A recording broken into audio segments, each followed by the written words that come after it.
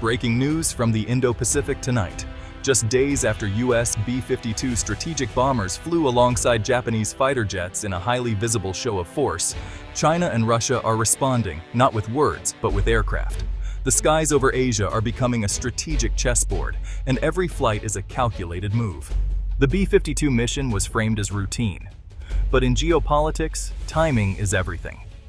The joint U.S. Japan flight came immediately after Chinese and Russian long-range bomber patrols near Japan's air defense identification zone. It was no coincidence. It was signaling. Now, Beijing and Moscow are adjusting their posture.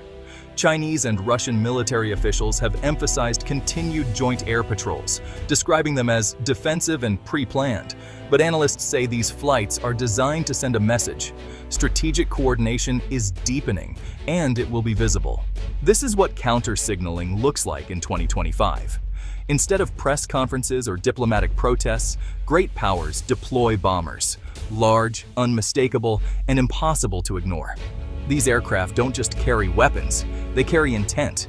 For China, long-range bomber patrols demonstrate reach and readiness, especially near sensitive areas like the East China Sea and the Western Pacific. For Russia, joint flights reinforce its relevance in Asia, despite being heavily focused on Europe. Together, the patrols project unity without crossing the line into direct confrontation. The United States and Japan understand this language well. That's why Washington chose the B-52, an aircraft synonymous with strategic deterrence. Japan's participation adds another layer of alliance solidarity. Every escort formation signals that any challenge in the region will not be faced alone. What makes this moment different is the pattern. Bomber patrols are becoming more frequent, more coordinated, and, more public.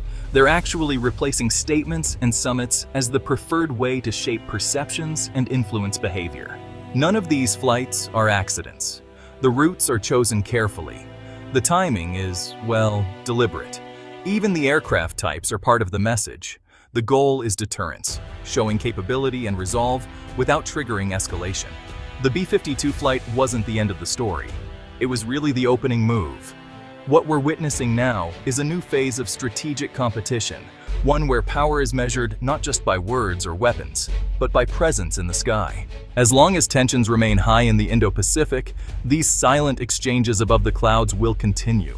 And in this game, every flight matters.